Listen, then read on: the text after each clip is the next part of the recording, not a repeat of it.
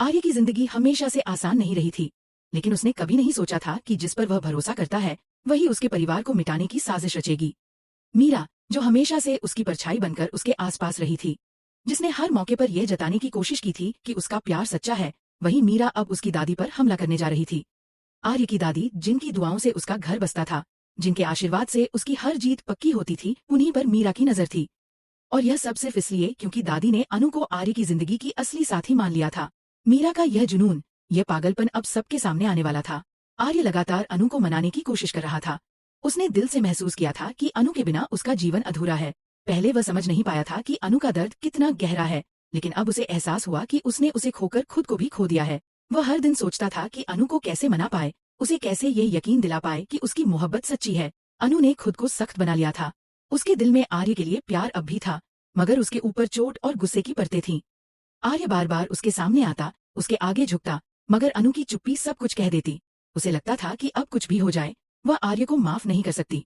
लेकिन उस दिन कुछ ऐसा हुआ जिसने सबको हिला दिया।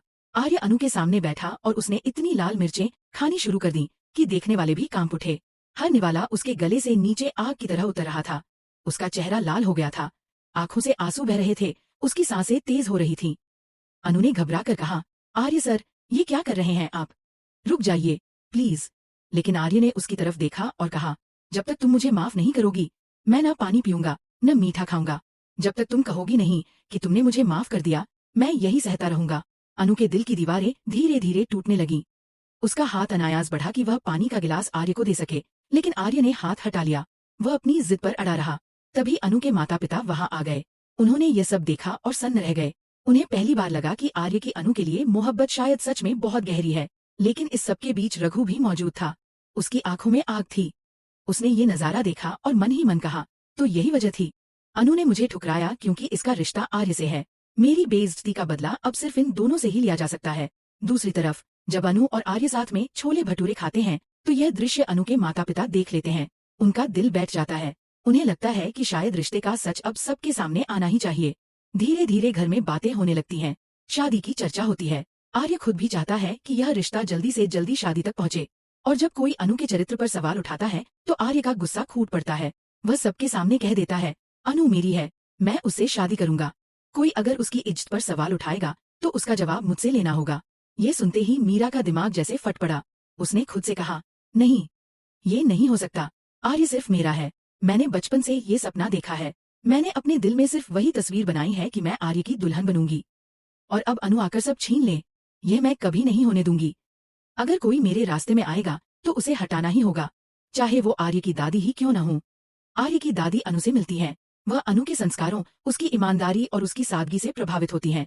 वे अनु के माता पिता से कहती हैं, बिटिया, ये रिश्ता मत तोड़िए। आर्य को इससे ज्यादा खुशी कहीं नहीं मिलेगी। मैं जानती हूँ, अनु ही है जो उसे संभाल सकती है। आप लोग इस रिश्ते के लिए हाँ कह दीजिए।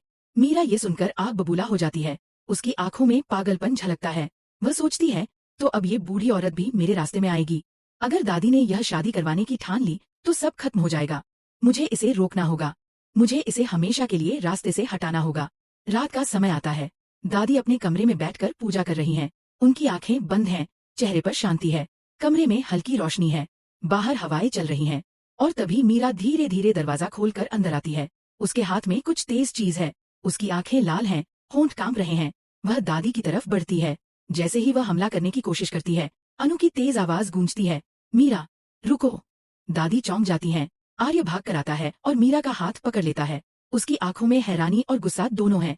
वह चिल्लाकर कहता है, मीरा, तुम इतनी गिर सकती हो? मेरी दादी की जान लेने की सोच भी कैसे सकती हो? मीरा चीखती है, हाँ, क्योंकि वो मुझे तुमसे अलग कर रही हैं। अनु मुझे तुमसे छीन रही है।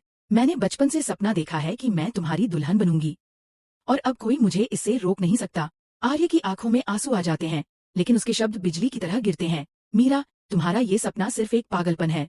मैं कभी तुम्हारा नहीं था और कभी नहीं होऊंगा। मेरा दिल सिर्फ और सिर्फ अनु के लिए धड़कता है। आज सबने तुम्हारा असली चेहरा देख लिया है। घर के लोग वहां आ जाते हैं। सबकी आंखों में सदमा है। दादी कांप रही हैं। अनु उन्हें गले लगाकर संभालती है। आर्य का गुस्सा 7वें आसमान पर है। उसने ठान लिया है कि अब मीरा का सच सबके सामने आएगा। मीरा की आंखों में अब भी पागलपन है। वह सोचती है, अगर आर्य मेरा नहीं बना तो मैं उसे किसी और का भी नहीं बनने दूंगी। लेकिन कहानी यहीं खत्म नहीं होती। रघु भी अपनी चालें चलने के लिए तैयार है। उसकी नफरत और मीरा का जुनून अगर एक हो गए तो अनु और आर्य की जिंदगी नर्क बन जाएगी। आने वाले दिनों में उनके सामने नई मुश्किलें खड़ी होंगी। दर्शक अब बेसब्री से इंतजार कर रहे हैं कि अनु और आर्य की शादी कब होगी, मीरा का खेल कब खत्म होगा और क्या सच में इस कहानी का सुखद अंत होगा। मगर यह तो तय है कि तुम से तुम तक का हर आने वाला एपिसोड पिछले से ज्यादा सस्पेंस, ट्विस्ट और ड्रामा से भरा होगा।